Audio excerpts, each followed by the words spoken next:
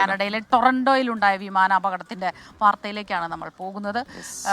Land ചെയ്ത ശേഷം ആ വിമാനം തലകീഴായി മറിഞ്ഞു എന്നാണ് മനസ്സിലാക്കാൻ കഴിയുന്നത്. 15 പേർക്ക് പരിക്കേറ്റിട്ടുണ്ട്. 80 പേരാണ് ആ വിമാനത്തിൽ ഉണ്ടായിരുന്നത്. മധു കൊട്ടാരക്കര ചേരുന്നുണ്ട് വിവരങ്ങളുമായി. മധു, ഗുഡ് മോർണിംഗ്, ഗുഡ് ഈവനിങ്. പക്ഷേ അത്ര നല്ല വാർത്തയല്ല പറയാനുള്ളത്. എന്തായാലും ഈ 15 പേർക്ക് പരുക്കേറ്റു എന്നുള്ള വാർത്തയാണ് വരുന്നത്. ആളപായമൊന്നും ഇതുവരെ റിപ്പോർട്ട് ചെയ്തിട്ടില്ലേ? എന്താണ് ഈ പരുക്കേറ്റവരുടെ ആരോഗ്യനില? എന്താണ് ഈ അപകടത്തിന് കാരണമായത്? Good morning Smitha, Prajin. കാനഡയിലെ ടൊറന്റോയിലെ പിയേഴ്സൺ അന്തർദേശീയ വിമാനത്താവളത്തിലാണ് ഈ അപകടം ഉണ്ടായത്. ലാൻഡിങ്ങിനിടയിൽ വിമാനം തലകീഴായി മറിഞ്ഞ് ഏതാണ്ട് ഇപ്പോൾ ഏറ്റവും ഒടുവിലെ റിപ്പോർട്ട് പ്രകാരം 18 പേർക്കാണ് പരിക്കേറ്റിരിക്കുന്നത്. ഒരു കുഞ്ഞു ഉൾപ്പെടെ 3 പേരുടെ നില ഗുരുതരമാണ്. വിമാനത്തിൽ ഈ ക്രൂ മെമ്പേഴ്സ് ഉൾപ്പെടെ 80 പേരായിരുന്നു ഉണ്ടായിരുന്നത്. അവരെ എല്ലാം ഭാഗ്യവശാൽ ഒഴിപ്പിക്കാൻ സാധിച്ചു. ലാൻഡിങ്ങിനൊടുവിൽ വിമാനത്തിന്റെ നിയന്ത്രണം നഷ്ടപ്പെട്ട് ഇങ്ങനെ തലകുത്തനെ മറിയുകയായിരുന്നു. എയർപോർട്ട് മുഴുവൻ കനത്ത മഞ്ഞു മൂടിയ നിലയിലായിരുന്നു. വിമാനം ലാൻഡ് ചെയ്യുന്നതിന് തൊട്ടു മുമ്പും ഈ എയർപോർട്ടിലെ വലിയ മഞ്ഞു വീഴ്ച ഉണ്ടായിരുന്നെന്നാണ് റിപ്പോർട്ടുകൾ വരുന്നത്.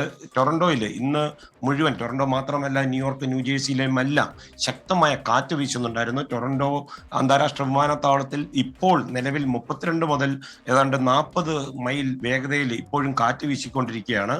US ഫെഡറൽ ഏവിയേഷൻ അഡ്മിനിസ്ട്രേഷന്റെ ഔദ്യോഗിക കുറിപ്പ് ഇത് സംബന്ധിച്ച് വന്നിട്ടുണ്ട്. പ്രാദേശിക സമയം ഉച്ചയ്ക്ക് 2:45 ടൊറന്റോ വിമാനത്താവളത്തിൽ വിമാനം ലാൻഡ് ചെയ്യുന്നതിനിടയിൽ ഡെൽറ്റ എയർലൈൻസിന്റെ ഫ്ലൈറ്റ് 4819 തലകീഴായി മറിയുകയായിരുന്നു. അമേരിക്കയിലെ മിനിസോട്ടയിൽ നിന്നുള്ള ഡെൽറ്റ വിമാനമാണ് ഈ അപകടത്തിൽപ്പെട്ടത്. അപകടത്തിന്റെ ഈ കാരണം എന്താണെന്ന് ഇതുവരെയും വ്യക്തമല്ല. ഇത് സംബന്ധിച്ചുള്ള അന്വേഷണം പ്രഖ്യാപിച്ചിട്ടുണ്ട്. മിക്ക യാത്രക്കാരും സുരക്ഷിതരാണെന്നും അതുപോലെ ഈ സാഹചര്യമൊക്കെ നിരീക്ഷിച്ചു വരികയാണെന്നും കാനഡ ഗതാഗത മന്ത്രി അനിത ആനന്ദിന്റെ കുറിപ്പും വന്നിട്ടുണ്ട്.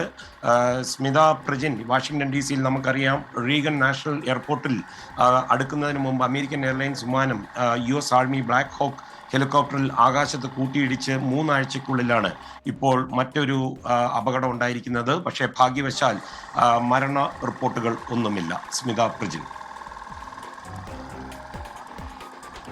യെസ്, ന്യൂജേഴ്സിയിൽ നിന്നും മധു കൊട്ടാരക്കരയാണ് വിശദാംശങ്ങൾ നൽകിയത്. ആർക്കും എന്താണ് പറയാ, മരണം സംഭവിച്ചിട്ടില്ല എന്നതാണ് ആശ്വാസമാകുന്നത്. അതെ, 15 പേരുണ്ട്. ഒരു കുട്ടിയടക്കം 3 പേരുടെ നില ഗുരുതരമാണ് എന്ന് പറയുന്നുണ്ട്. മറ്റ് പ്രശ്നങ്ങളൊന്നും സംഭവിക്കാതിരിക്കട്ടെ എന്ന് നമ്മൾ പ്രതീക്ഷിക്കുകയാണ്, അല്ലെ?